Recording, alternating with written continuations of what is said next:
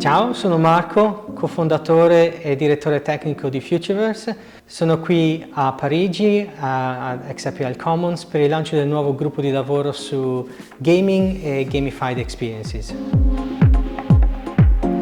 Queste sono le 4 regole del gioco per me: raccontare una storia, partecipare, imparare e motivare. Raccontare una storia è importante per creare una connessione emotiva con il gioco. Partecipare per creare un coinvolgimento dei giocatori nel raccontare la storia. Imparare per arricchire l'esperienza dei giocatori e per creare delle memorie.